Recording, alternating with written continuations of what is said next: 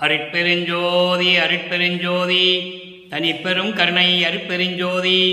எல்லா உயிர்களும் இன்புற்று வாழ்க, வள்ளல் மலரடி வாழ்க வாழ்க, கொல்லா விரதம் குவளை எல்லாம் ஓங்குக, நல்லோ நினைத்த நலம் பெறுக, நன்றி நினைத்து எல்லோரும் வாழ்க இசைந்து.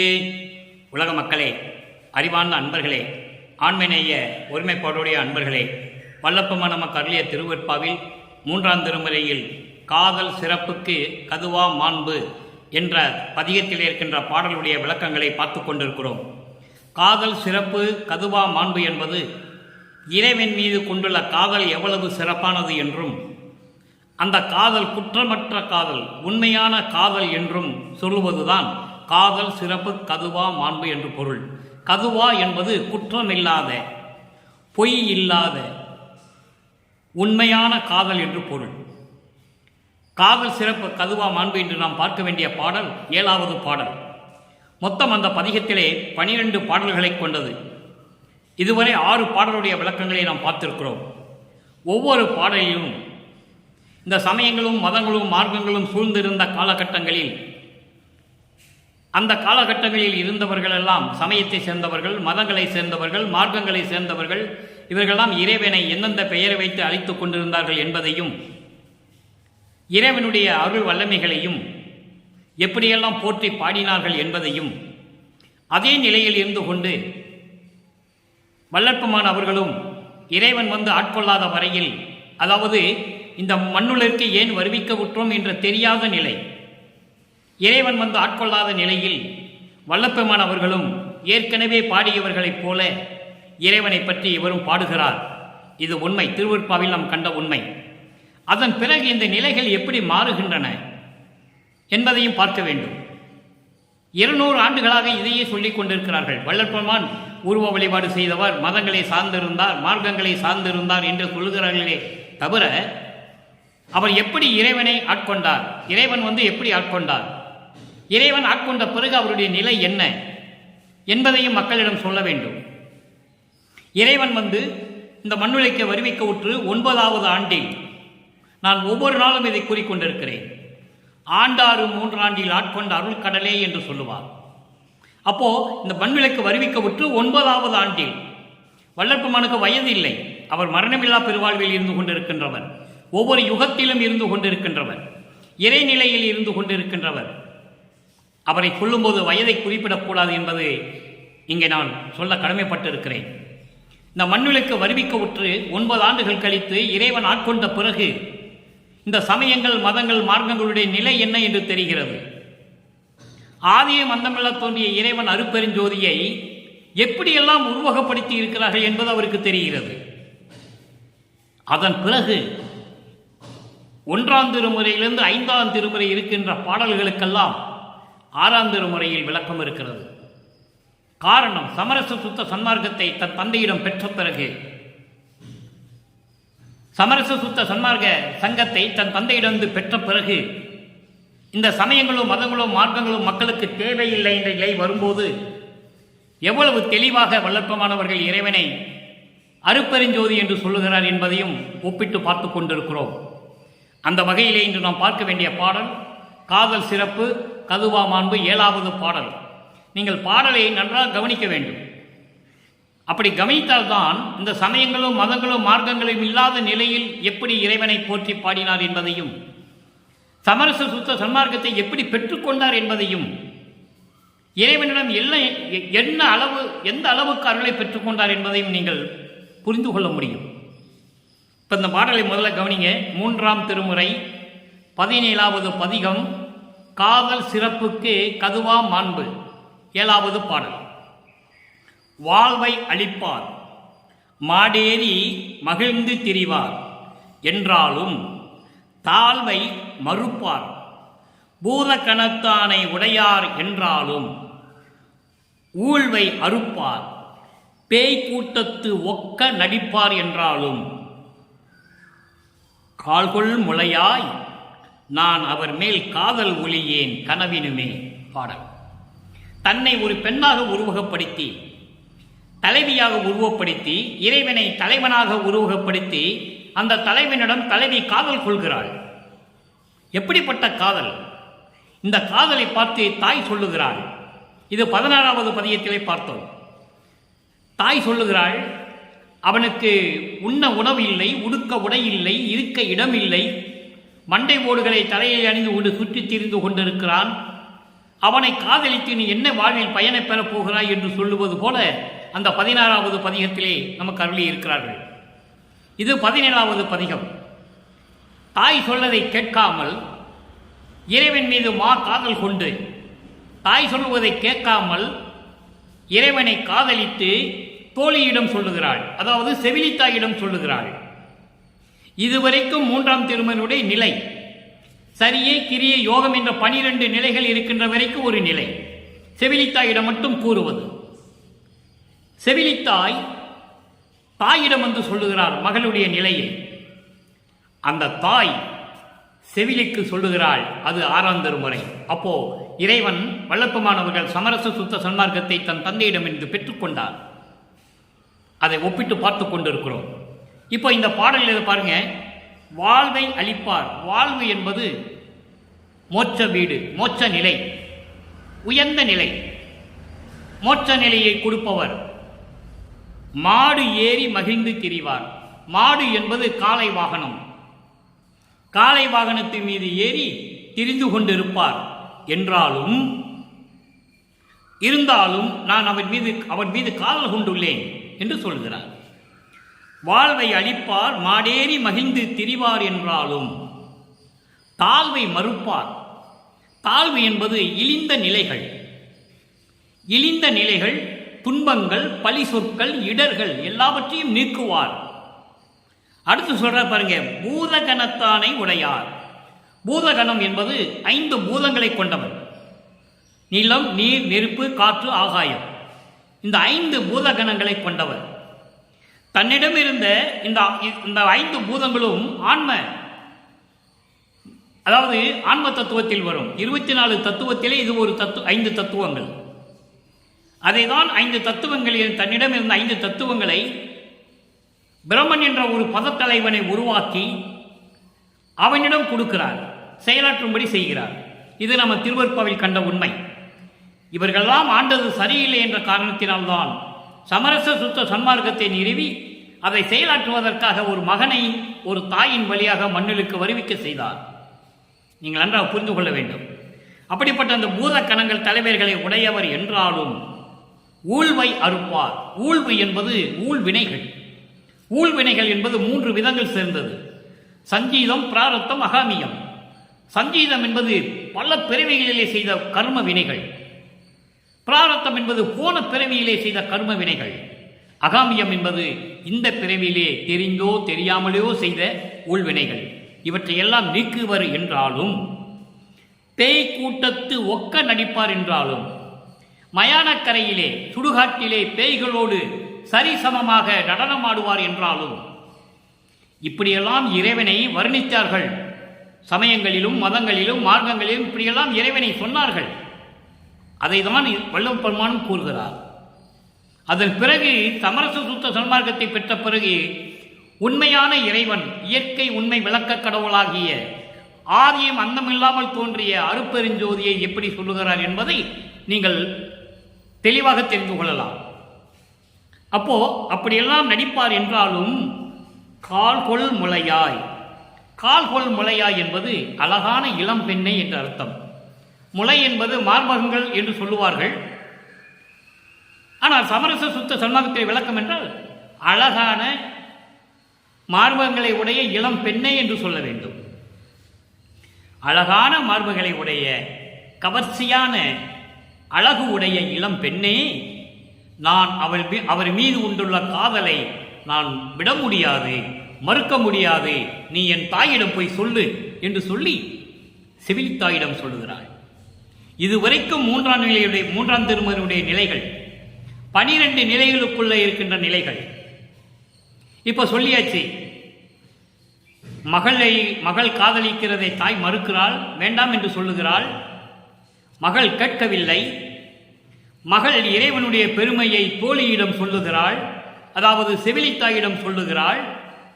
செவிலித்தாய் மகளுடைய நிலையை தாயிடம் வந்து சொல்லுகிறாள். இதுவரைக்கும் 3ஆம் திருமுறையுடைய நிலை. இப்போ சமரச சுத்த சன்மார்க்கத்தை பெற்ற பிறகு அந்த தாய் செவிலித்தாயிடம் சொல்லுகிறாள். நன்றாக கவனிக்க வேண்டும். மகளுடைய நிலையை செவிலித்தாயிடம் சொல்லுகிறாள். அப்போ மகள் பெற்ற வரங்களையும் மகள் பெற்ற எல்லா பாக்கியங்களையும் தாய் செவிலித்தாயிடம் சொல்லுகிறாள். இதனுடைய மைய கருத்து என்னவென்றால், இறைவனிடம் சமரச சுத்த சன்மார்க்கத்தை பெற்ற பிறகு சமயங்களையும் மதங்களையும் மார்க்கங்களையும் ஒழித்துவிட்டு சமரச சுத்த சன்மார்க்கத்தை தன் தந்தையிடம் பெற்றுக்கொண்ட பிறகு எப்படியெல்லாம் அருளை பெற்றுக்கொண்டார் என்பதுதான் மைய கருத்து. அதை மட்டும் நீங்கள் புரிந்து கொண்டால் போதும். வர்ணனை செய்து தன்னை தலைவியாகவும் இறைவனை தலைவனாகவும் வர்ணனை செய்து இப்படி காதல் நிலைகளை எல்லாம் செவிலித்தாயிடம் சொல்லி, எப்பவுமே ஒரு பெண் வந்து தன்னுடைய காதலை மகளிடம் நேரடியாக சொல்ல மாட்டாள். உலகியலிலே கூட இந்த பழக்கம் உண்டு. தோழியோ இல்லை வேறு யாரும் உறவினர்கள் மூலியமாக தான் தன்னுடைய காதலை தாயிடம் போய் சொல்ல முடியும். அதே போன்று அமைத்திருக்கிறார்கள் வல்லற்பமானவர்கள். அவ்வளவுதான். இறைவனிடம் பெற்ற பெருமையை சொல்லுகிறார். நன்றாக கவனியுங்கள். இப்போ இந்த பாடலுடைய பொருளை பார்த்து விடுவோம். அதன் பிறகு 6ஆம் திருமுறை. அதாவது வாழ்வை அளிப்பார். மோட்ச வீட்டிற்கு செல்லக்கூடிய எல்லா வாழ்வையும் நமக்கு அளிப்பார். காலை மீது ஏறி திரிந்து கொண்டு இருப்பவர், ஊழ்வினைகளை நீக்குபவர், ஐம்பூதங்களையும் அடக்கிக் கொண்டு செயலாற்றிக் கொண்டு இருப்பவர், ஊழ்வினைகளை எல்லாம் கர்ம வினைகளை எல்லாம் நீக்குவர், பேய் கூட்டத்தோடு சேர்ந்து அவர்களோடு சரிசமமாக நடனமாடக்கூடியவர் என்றாலும், என் தோழியே, அழகாக இருக்கின்ற என் பெண்ணே, என் தோழியே, நான் சொல்லுவதை கேள். நான் இறைவனிடம் கொண்ட காதலை கனவில் கூட நான் விடமாட்டேன் என்று சொல்லி என் தாயிடம் போய் சொல்லு என்று சொல்லிவிடுகிறாள். இதுதான் இன்று பார்த்த பாடலுடைய பொருள். அதன் பிறகு வல்லற்பெருமான் தன்னுடைய தந்தை இறைவன் வந்து ஆட்கொண்ட பிறகு, தன்னுடைய மறைப்பு நீங்கிய பிறகு, சமயங்களும் மதங்களும் மார்க்கங்களும் பொய் என்ற நிலை வரும்போது எப்படி இறைவனிடம் வேண்டுகிறார், அந்த தாய் வந்து செவிலித்தாயிடம் என்ன சொல்லுகிறாள் என்பதை பார்க்க போகிறோம். தாயிடம் செவிலித்தாய் சொல்லுவது என்னவென்றால், அதனுடைய மைய கருத்து இறைவனிடம் தான் பெற்ற வரங்களை எல்லாம் சொல்லுகிறார். நன்றாக கவனியுங்கள். இப்போ பாருங்க, ஏற்கனவே இன்று பார்த்த அந்த 3வது பதியத்திலே 7வது பாடலிலே 3 நிலைகளை சொல்லுகிறார். வாழ்வை அளிப்பார், மாடேறி மகிழ்ந்து திரிவார், தாழ்வை மறுப்பார், பூதக்கணத்தானை உடையார், ஊழ்வினைகளை அறுப்பார், பேய் கூட்டத்தோடு சரிசமமாக நின்று நடனமாடுவார். இந்த 3 நிலைகளையும் இறைவனை சமயங்களும் மதங்களும் மார்க்கங்களும் சேர்ந்து, அதை சார்ந்தவர்களும் சேர்ந்து இப்படியெல்லாம் இறைவனை வர்ணித்தார்கள், இறைவனை இப்படியெல்லாம் சொன்னார்கள் என்பதை உலக மக்களுக்கு தெரியப்படுத்துவதற்காக வல்லற்பமானவர்கள் அந்த நிலையில் இருக்கும்போது கூறுகிறார்.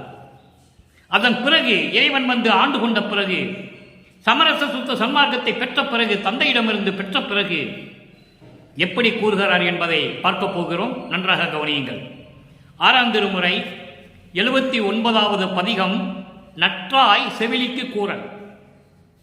இன்று நாம் பார்த்த 3வது திருமுறையிலே அந்த 7வது பாடலை நாம் இன்று பார்த்திருக்கிறோம். அதே 7வது பாடலுக்கு 6ஆம் திருமுறையிலே நற்றாய் செவிலிக்கு கூறல் என்ற பதிகத்திலே 7வது பாடல் விளக்கம். எவ்வளவு அற்புதம் பாருங்க நண்பர்களே.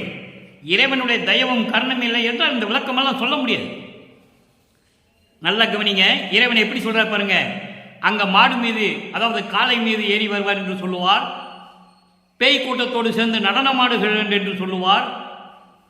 இப்படியெல்லாம் சொன்ன வல்லற்பமானவர்கள் தன் தந்தையை சமரச சுத்த சன்மார்க்கத்தை பெற்ற பிறகு இயற்கை உண்மை விளக்க கடவுளாகிய அருப்பெருஞ்சோதி ஆண்டவருடைய நிலையை எப்படி சொல்லுகிறார்.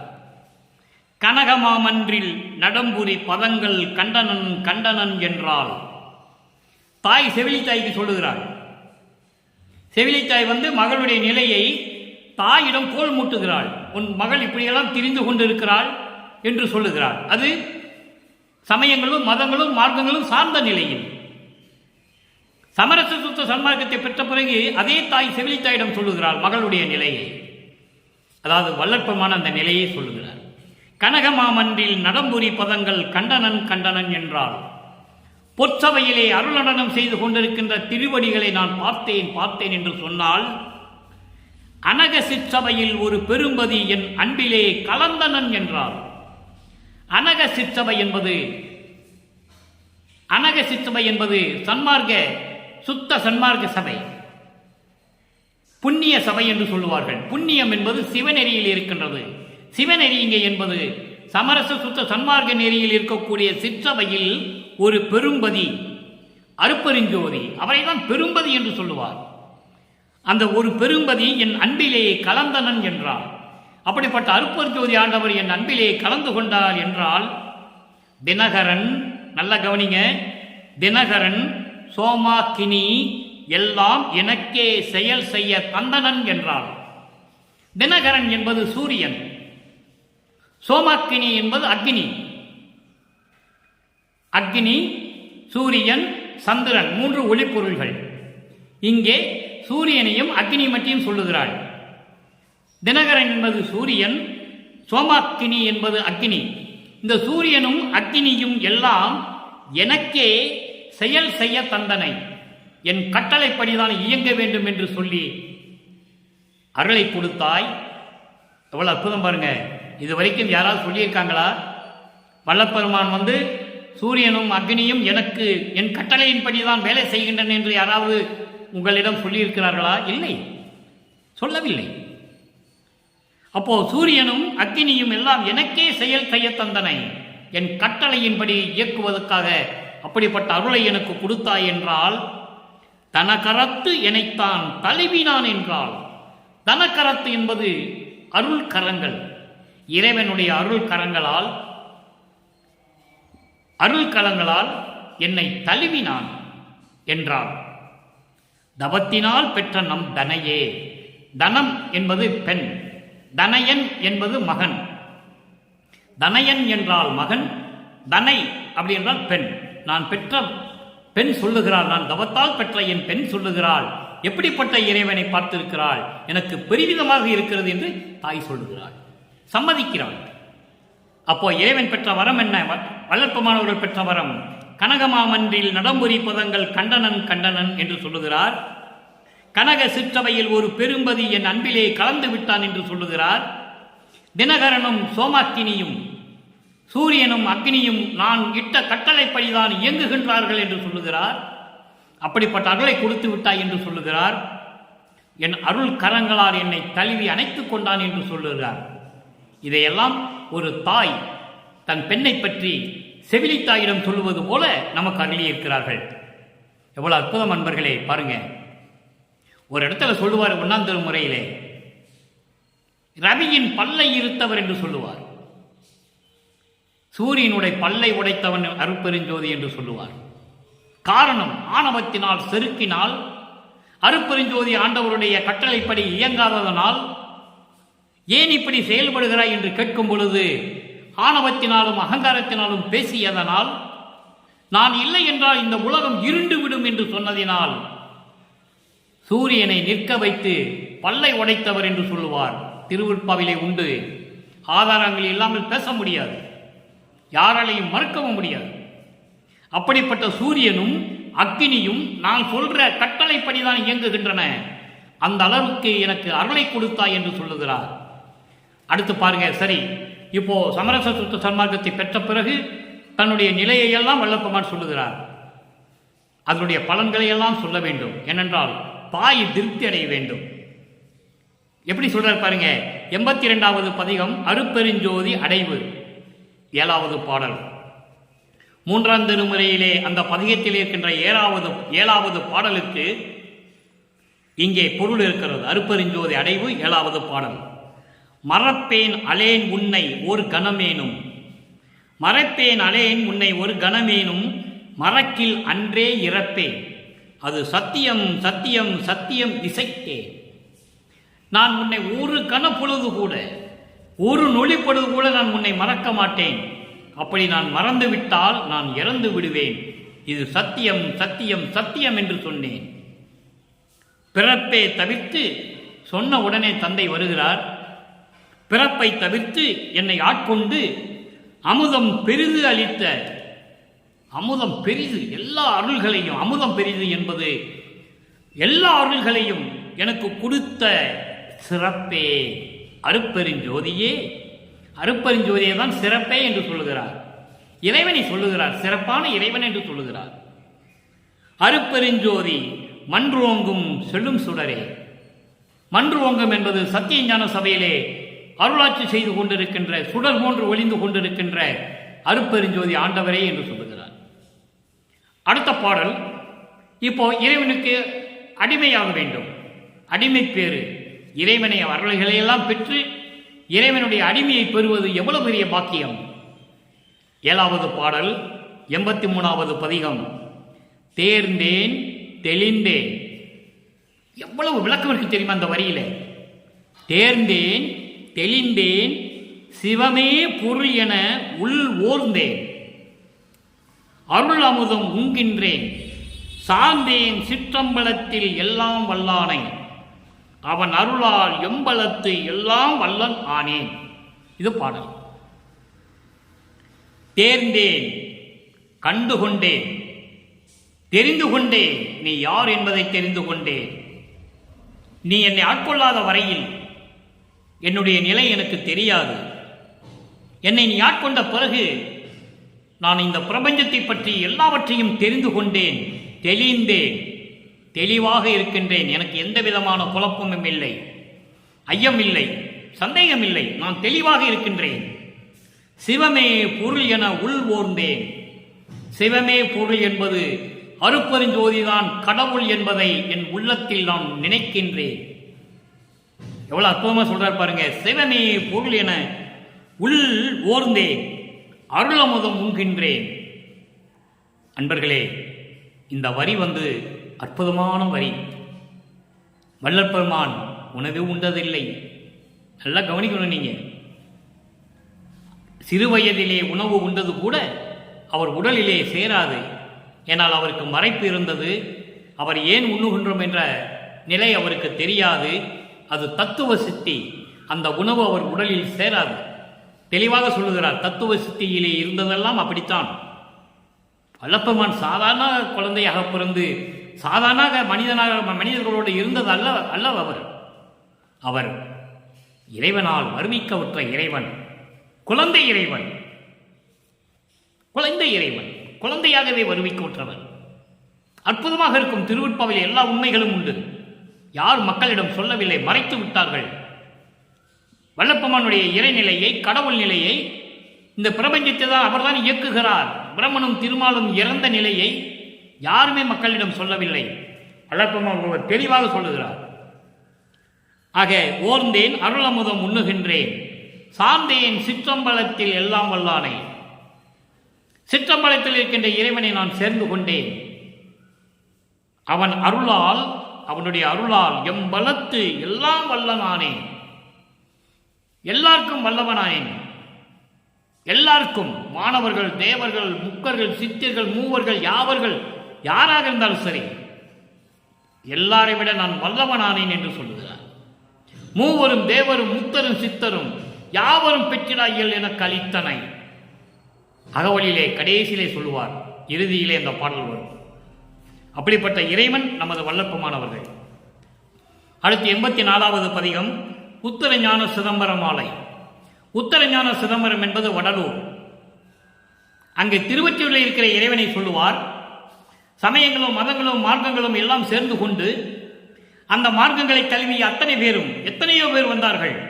அத்தனை பேரும் ஒவ்வொரு விதமாக இறைவனை பேரை வைத்து அழைத்துக் கொண்டிருந்தார்கள். அதற்கான இடங்களை தேர்வு செய்தார்கள். அதற்கான கோயில்களை கட்டினார்கள். அந்த கோயில்களுக்கு அதற்கு தேவையான வழிபாட்டு முறைகளை அமைத்தார்கள்.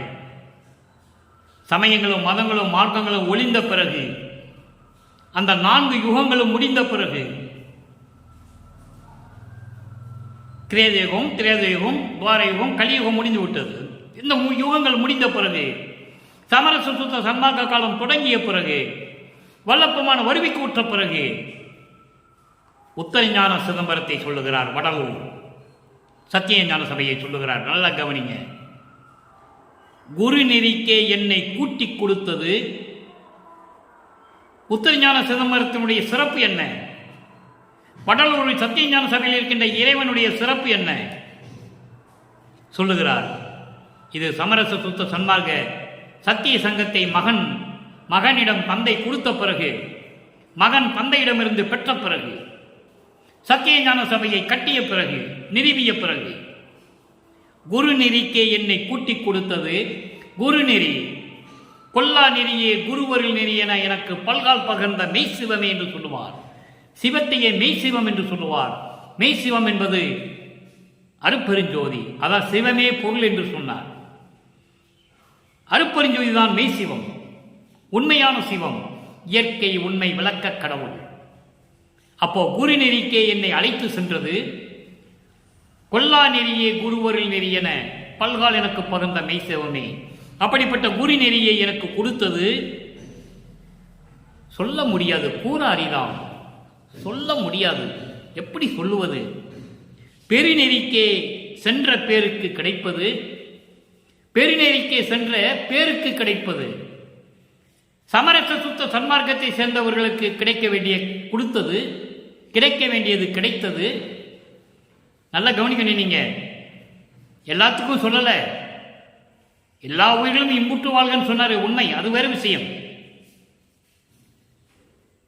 சமரச சுத்த சன்மார்க்க இருந்தவர்களுக்கு சென்ற பேருக்கு கிடைத்தது, இறைவனுடைய அருள் கிடைத்தது. சமரச சுத்த சன்மார்க்கங்கள் இருந்தால்தான் இறைவனுடைய அருள் கிடைக்கும் என்பதை இங்கே வள்ளற்பெருமான் தெளிவாக கூறியிருக்கார் என்பதை இங்கே நான் பதிவு செய்ய கடமைப்பட்டிருக்கிறேன்.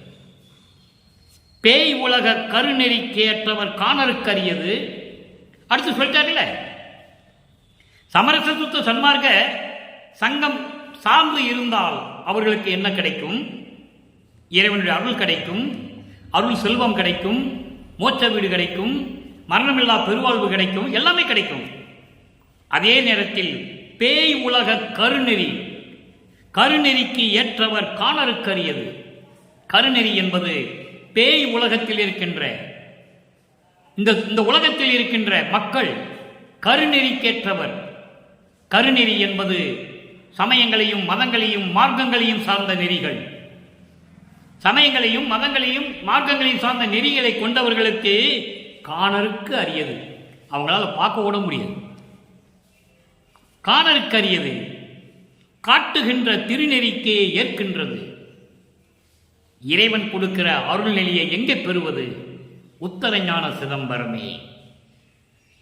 வடலூரில் இருக்கின்ற சத்தியஞான சபைதான் இதை எல்லாமே எனக்கு கொடுத்தது என்று சொல்லுகிறார். உலக மக்களுக்கு தெரியப்படுத்துகிறார். மக்களே, சமரச சுத்த சன்மார்க்கம்தான் இறைவனுடைய அருளை பெறக்கூடியது. சமரச சுத்த சன்மார்க்கம்தான் உங்கள் வாழ்க்கையிலே எல்லா செல்வங்களையும் கொடுக்கக்கூடியது. அதுதான் குரு நெறி. இந்த சமயங்களையும் மதங்களையும் மார்க்கங்களையும் சார்ந்திருந்தால் இறைவனுடைய அருள் கிடைக்காது. அதெல்லாம் உங்களுக்கு ரொம்ப அரிது, கிடைக்காது. அருள் நெறிக்கு வர வேண்டும் என்றால் அதை எங்கே கிடைப்பது? உத்தரஞான சிதம்பரத்திலே என்று சொல்லுகிறார். உத்தரஞான சிதம்பரமே, வடலூர் என்று சொல்லுகிறார். உத்தரஞான சிதம்பரம் என்பது வடலூரில் இருக்கின்ற அருப்பெருஞ்சோதி. சிதம்பரம் என்றால் அருப்பெருஞ்சோதி என்று பொருள். சி பிளஸ் சம் பிளஸ் பரம். சி என்றால் நெருப்பு, நெருப்பு என்பது ஜோதி. ஸ்தம் என்பது எல்லா அருளையும் கொண்டவன். பரம் என்பது பரம்பொருள். அப்போ ஜோதியா இருக்கின்ற பரம்பொருள், எல்லா அருளாற்றலையும் கொண்ட பரம்பொருள் சிதம்பரம். சிதம்பரம் என்பது ஊர் பேர் அல்ல. சிதம்பரம் என்பது அருப்பெருஞ்சோதி. அதனால்தான் சிதம்பரம் ராமலிங்கம் என்று போடுவார். தந்தையினுடைய இன்சில முதல்ல போடுவார். சிதம்பரம் அருப்பெருஞ்சோதி என்று பொருள். அது அருப்பெருஞ்சோதி சிதம்பரம் ராமலிங்கம் என்று பொருள். நீங்க நன்றாக புரிந்து கொள்ள வேண்டும். ராமலிங்க பிள்ளை இறைவனுடைய செல்வ பிள்ளை இந்த மண்ணுலைக்கே வருவிக்க உற்று ராமலிங்க பிள்ளை ஆனார். அதன் பிறகு இந்த ஜாதி பெயரை எடுத்துவிட்டு ராமலிங்கம் என்றார். ராமலிங்க பரதேசி என்றார். பரதேசி என்பது இறைவனை ஆட்கொண்டவன் தான் பரதேசி. எல்லாரும் பரதேசி என்று, பரதேசி என்பது இழிவான சொல் என்று நினைத்துக் கொண்டிருக்கிறீர்கள். அப்படி அல்ல. பரதேசி என்பது இறைவனால் ஆட்கொள்ளப்பட்டவன், அவன்தான் பரதேசி. ராமலிங்க பரதேசி என்று சொல்லுவார்.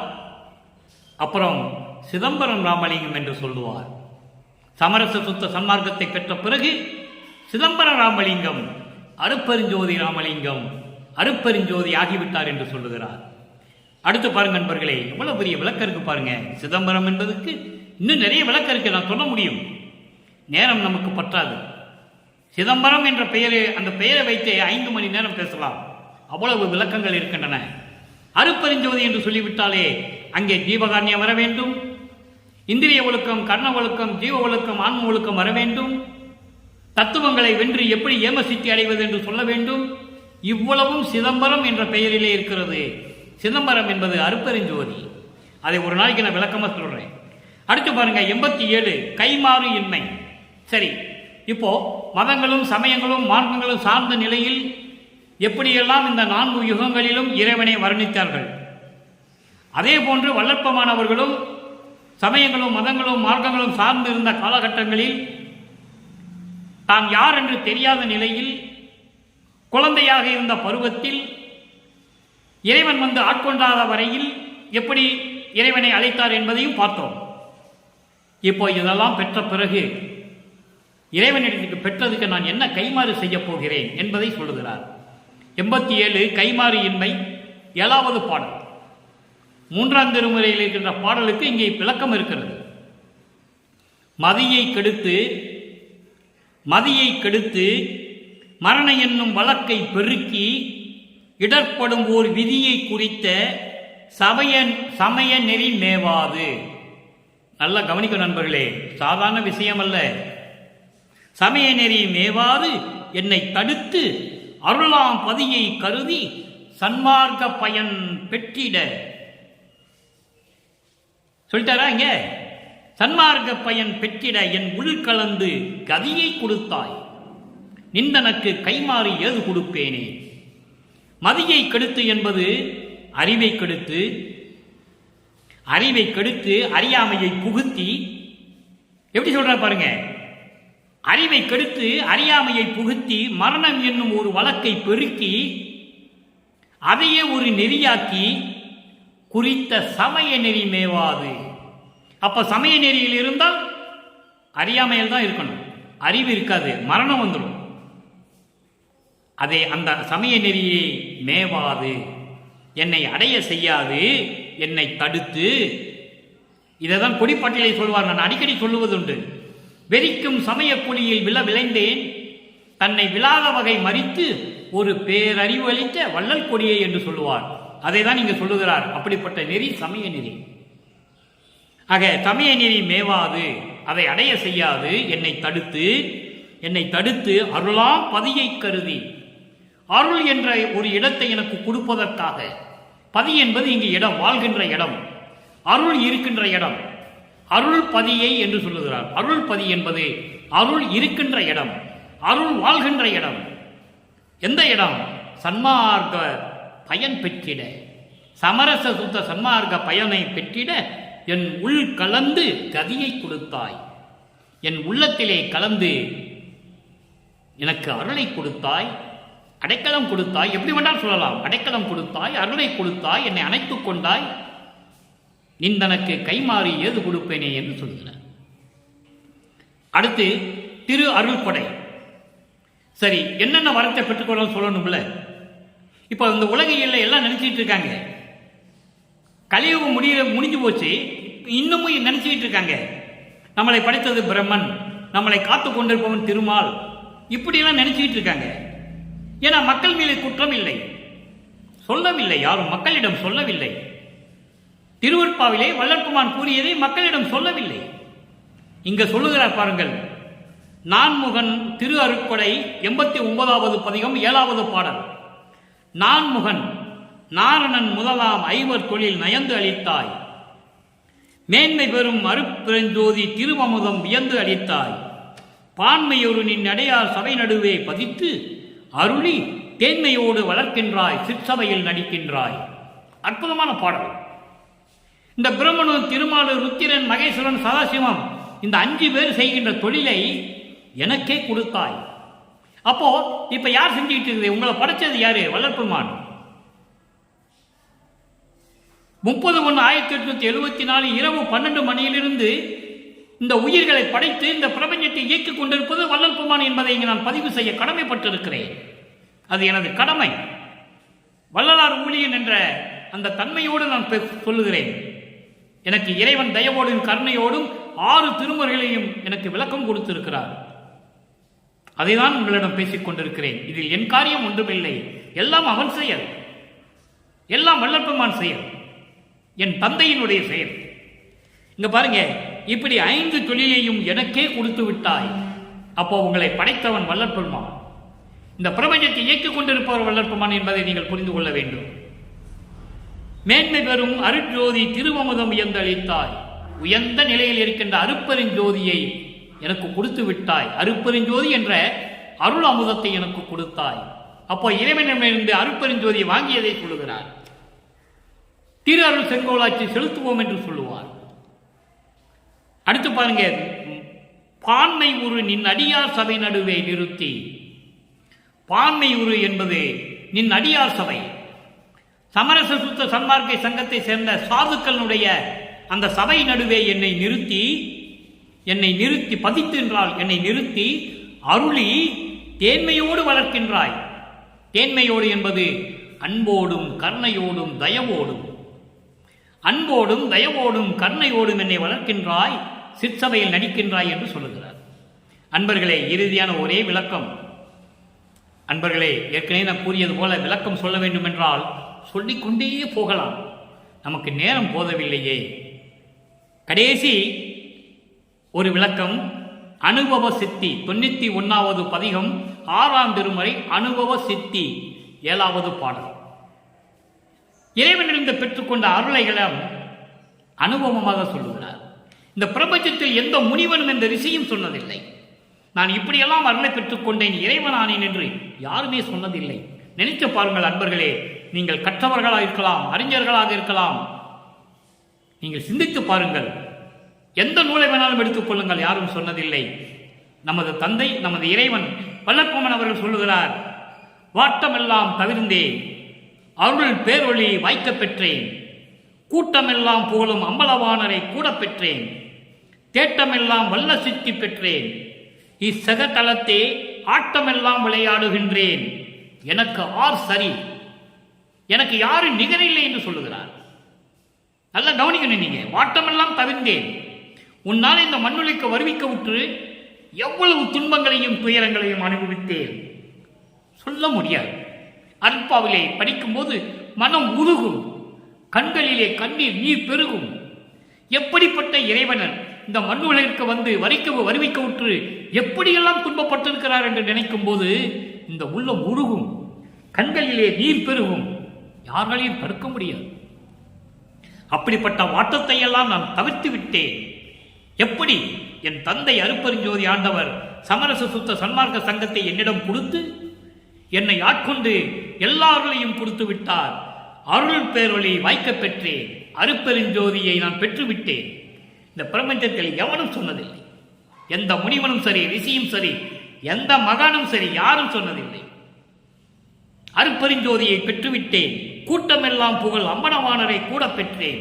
இங்கே கூட்டம் என்பது மண்ணுலகிலும் விண்ணுலகிலும் இருக்கின்றவர்கள் யாராக இருந்தாலும் சரி, பிரம்மன், திருமால், ருத்திரன் போன்ற கூட்டத்தை சேர்ந்தவர்கள், நவநிலை கூட்டத்தை சேர்ந்தவர்கள், சித்தர்கள், சித்திகள், முத்தர்கள், முனிவர்கள் யாராக இருந்தாலும் சரி, எல்லாரும் புகழும்படி நான் அம்பலவானருடன் சேர்ந்து விட்டேன், அம்பலவானரை கூட பெற்றேன், தேட்டமெல்லாம் வல்ல சித்தி பெற்றேன், எல்லா வல்லமை படைத்த எல்லா அருள்களையும் நான் பெற்றுவிட்டேன், இறைவனாகிவிட்டேன். இச்சகத்தலத்தே, சகத்தலம் என்பது இந்த மண்ணுலகிலே, இந்த மண்ணுலகிலே ஆட்டமெல்லாம் விளையாடுகின்றேன். இந்த பிரபஞ்சத்தில் ஆட்டமெல்லாம் விளையாடுகின்றேன். ஆட்டம் என்பது என்ன? இந்த பிரபஞ்சத்தை இயக்கிக் கொண்டிருக்கிறார், விளையாடுகின்றேன் என்று சொல்லுகிறார். ஆட்டமெல்லாம் விளையாடுகின்றேன். 5 தொழில்களையும் செய்து கொண்டு, தத்துவங்களையும் அடக்கிக் கொண்டு, 6 அந்தங்களையும் கடந்து, எல்லா சித்திகளையும் பெற்றுக்கொண்டு, மரணமில்லா பெருவாழ்வை பெற்றுக்கொண்டு, ஏம சித்தியை பெற்றுக்கொண்டு, என் தந்தையிடம் சாதா கல்வியை கற்றுக்கொண்டு, எல்லா ஆட்டமும் நான் விளையாடுகின்றேன். எவ்வளவு அற்புதமாக சொல்றார் என்பதை இங்கே கவனிக்க வேண்டும். ஆட்டமெல்லாம் விளையாடுகின்றேன், எனக்கு யார் சரி, எனக்கு யார் சரி, எனக்கு யாரும் நிகரானவர்கள் இல்லை. பிரமனும் திருமாலெல்லாம் என்னை வந்து வணங்குகிறார்கள். அது நாளைக்கு அந்த விளக்கம் வரும். எப்படியெல்லாம் பிரமன் திருமால் வானவர்கள்லாம் வந்து வல்லற்பெருமான் காலிலே விழுந்து வணங்குகிறார்கள் என்பதை நாளைக்கு இருக்கிற பாடல்ல விளக்கம் வரும். நாளைக்கு கண்டிப்பா இருக்கு அந்த விளக்கம். ஆகா, எல்லாருமே வந்து இறைவனை வணங்குகிறார்கள், வல்லற்பெருமானை வணங்குகிறார்கள், சித்தி வளாகத்திற்கு வந்து வணங்குகிறார்கள். இதுதான் பிரபஞ்சம். உனக்கென்று ஒரு உலகம் இருக்கிறது மகனே, நீ வா என்று தந்தை அழைக்கும் போது அந்த உலகம் எனக்கு தேவையில்லை. பிரம்மனும் திருமாலும் ருத்திரனும் வாழ்ந்த உலகங்கள் எனக்கு தேவையில்லை. என் குடிசை போதும் என்று சொல்லி என் குடிசைக்கு நீ வா என்று சொல்லுகிறார். குடிசையிலே வந்து மகனோடு இரண்டரை கலக்கிறார். நன்றாக புரிந்து கொள்ள வேண்டும். நீங்க சித்தி வளரும் சாதாரண இடமல்ல, பிரபஞ்சம். அங்கு இருந்து கொண்டுதான் இந்த பிரபஞ்சத்தை இயக்கிக் கொண்டிருக்கிறார் வல்லற்பெருமானவர்கள் என்பதை இங்கே நான் பதிவு செய்ய கடமைப்பட்டிருக்கிறேன். எனவே அன்பர்களே, இன்று பார்த்த பாடலுடைய பொருள் 3ஆம் திருமுறையிலே காதல் சிறப்புக்கு கதுவா மாண்பு என்ற பதிகத்தில் இருந்த 7வது பாடலுக்கு சமயங்களையும் மதங்களையும் மார்க்கங்களையும் சாராத நிலையில், அதெல்லாம் தேவையில்லை என்று ஒழிக்கப்பட்ட நிலையில், சமரச சுத்த சன்மார்க்கத்தை பெற்ற நிலையில் வல்லற்பெருமான் எப்படி இறைவனிடம் அருளை பெற்றுக்கொண்டார், எப்படி இறைவனானார், எப்படி பிரபஞ்சத்தை இயக்கிக் கொண்டிருக்கிறார் என்பதையெல்லாம் நாம் பார்த்து விட்டோம். விரிவாக பேச வேண்டுமென்றால் வருடக்கணக்கில் பேச வேண்டும், நமக்கு நேரம் இல்லை. எனவே அப்படிப்பட்ட இறைவனை, வல்லற்பெருமானவர்களை, அருட்பெருஞ்சோதி ஆண்டவரை 2 பேரும் ஒன்றுதான். அதனால்தான் நீங்கள் அருட்பெருஞ்சோதியை வணங்குங்கள் என்று சொன்னார். ஏனென்றால் இறைவன் உலகத்திற்கு ஒரே இறைவன் என்ற நிலையை காட்ட வேண்டும். மற்றவர்களைப் போல் அல்ல. சமயங்களிலும் மதங்களிலும் மார்க்கங்களிலும் பல பெயர்களை சொல்லிக் கொண்டிருந்தார்கள். இறைவனை பல இறைவன் என்று நினைத்துக் கொண்டிருந்தார்கள். அது இல்லை. இறைவன் ஒருவன்தான், அருட்பெருஞ்சோதி, ஆதியும் அந்தமில்லா தோன்றியவன். சமயங்களையும் மதங்களையும் மார்க்கங்களையும் எல்லாம் ஒழித்துவிட்டு வந்து சமரச சுத்த சன்மார்க்கத்தில் விளங்கிக் கொண்டிருக்கின்ற இறைவன் என்ற நிலையை மக்களுக்கு உணர்த்த வேண்டும் என்பதற்காக அருட்பெருஞ்சோதியை வணங்குங்கள் என்று சொன்னார். 2 பேரும் ஒன்றுதான்.